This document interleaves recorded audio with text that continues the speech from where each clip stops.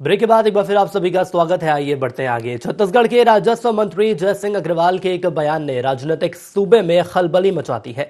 अग्रवाल ने कहा था कि जेसीसीजे के 3 विधायक कांग्रेस में शामिल हो सकते हैं। उसके बाद अब जेसीसीजे विधायक देवव्रत सिंह ने भी बड़ा बयान दिया है। उन्होंने कहा कि आज नहीं तो कल जेसीसीजे के विधायक कांग्रेस में शामिल हो सकते हैं। उन्होंने कहा कि अजीत जोगी के बीमार रहते भी ये पहल की गई थी। विधायक ने इसके साथ ही दावा किया है कि सोनिया गांधी ने कांग्रेस के प्रदेश नेताओं से जोगी को कांग्रेस में वापस लाने को कहा था। इसके साथ ही कहा कि अजीत जोगी के कोमा में रहते टेक्निकली रूप से पार्टी का विलय नहीं हो पाया था। हालांकि दल बदल की कयासबाजी के बीच सीएम भूपेश ने साफ किया है कि इसका फैसला पार्टी हाईकमान ही करेगा। उन्होंने साफ कहा कि वो नहीं चाहते कि प्रदेश में किसी तरह का दल बदल हो, क्योंकि उनके पास पर्याप्त संख्या है।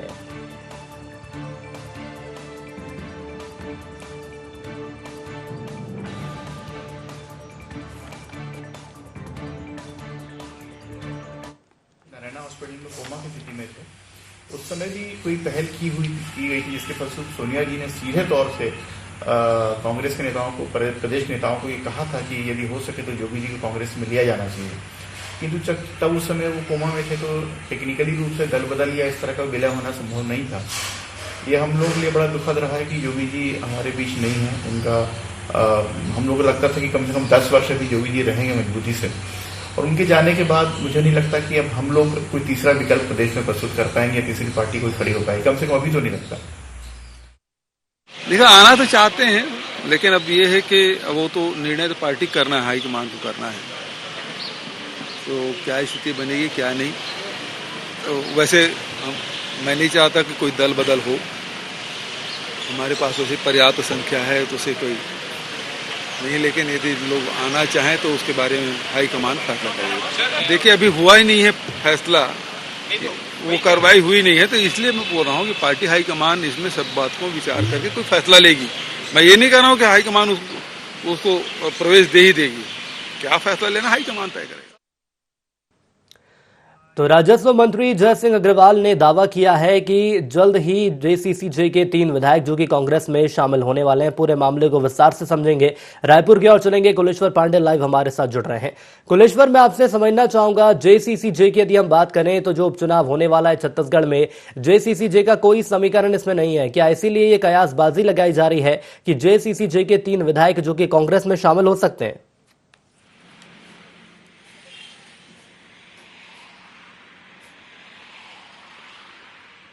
कुलेश्वर, मेरी आवाज आप तक पहुंच रही है? चलिए, लग रहा है तकनीकी कारणों से संपर्क हमारा यहां पर नहीं हो पा रहा है। कोशिश लगातार की जाएगी। लेकिन अब सवाल यह सामने आ रहा है कि जेसीसीजे के 3 विधायकों के कांग्रेस में शामिल होने का दावा तो किया जा रहा है। कई ऐसे समीकरण बन रहे हैं, क्योंकि मरवाही उपचुनाव की बात करें तो जेसीसीजे का पत्ता कट चुका है। मुख्य मुकाबला बीजेपी और कांग्रेस के बीच ही देखने को मिल रहा है, और इस दौरान जेसीसीजे के विधायक का ही यह बड़ा खुलासा है। इसके साथ आपको बता दें कि यदि अतीत की हम बात करें तो उन्होंने कहा कि अजीत जोगी को कांग्रेस में लाना चाहती थी सोनिया गांधी, और जोगी के कोमा में रहते हुए पार्टी का विलय रुक गया था। इसके साथ ही सीएम भूपेश ने भी साफ किया है कि जेसीसीजे में बिखराव की स्थिति जो है वो नजर आ रही है। कांग्रेस में आने का फैसला पार्टी हाईकमान करेगा। और यदि संख्या बल की यदि हम बात करें तो यहां पर सीएम भूपेश ने भी साफ कर दिया कि मैं नहीं चाहता कोई दल बदल हो, हमारे पास पर्याप्त संख्या है। लेकिन अब देखना होगा कि क्या उपचुनाव को देखते हुए या अपने भविष्य को देखते हुए जेसीसीजे के विधायक कांग्रेस में शामिल होते हैं।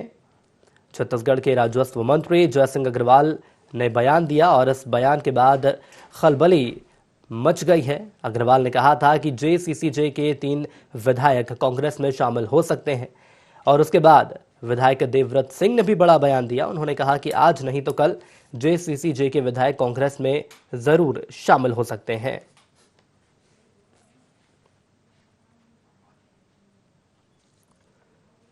इसके साथ उन्होंने कहा कि अजीत जोगी के बीमार रहते हुए भी पहल जरूर की गई थी, लेकिन इसके साथ ही दावा किया है कि सोनिया गांधी ने प्रदेश नेताओं को जोगी को वापस कांग्रेस में लाने की बात कही थी। और आइए एक बार फिर रायपुर की ओर चलेंगे। कुलेश्वर हमारे साथ जुड़ चुके हैं। कुलेश्वर, क्या मायने निकाले जाएं जिस तरह से बयानबाजी की जा रही कि जेसीसीजे के 3 विधायक जो कि जल्द ही कांग्रेस में शामिल होंगे, इस दावे की क्या हकीकत है? ये सुनील, बिल्कुल आपको बताना चाहूंगा कि पूर्व मुख्यमंत्री अजीत जोगी ने कांग्रेस से अलग होकर अपनी एक पार्टी बनाई थी, जनता कांग्रेस जोगी, जिसमें उन्होंने विधानसभा चुनाव भी लड़ा और 7 विधायक कुल जीत कर आए थे, जिसमें से 2 बसपा के हैं और 4 जो है वो जनता कांग्रेस जोगी के हैं और एक अजीत जोगी खुद यहाँ पर जीत कर आए थे।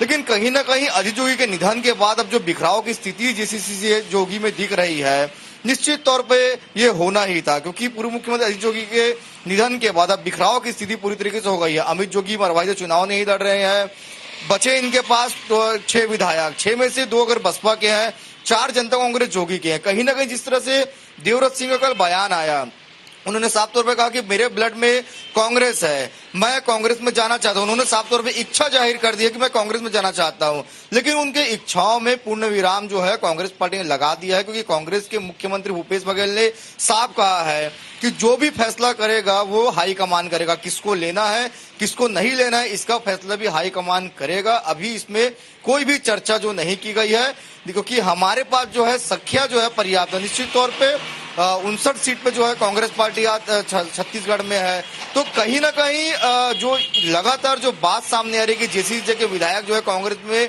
जा सकते हैं, इसमें हालांकि मुख्यमंत्री ने साफ कह दिया कि हाईकमान तय करेगी। आपको बता दूं कि अगर जोगी जी के निधन के बाद अगर बात की तो इनके पास कुल 6 विधायक बचे हैं, जिसमें से 2 बसपा के हैं और 4 जो है जनता कांग्रेस जोगी में। इसमें धर्मजीत सिंह जो जनता कांग्रेस जोगी से है, देवव्रत सिंह है, परमेन शर्मा है और खुद रेणु जोगी है।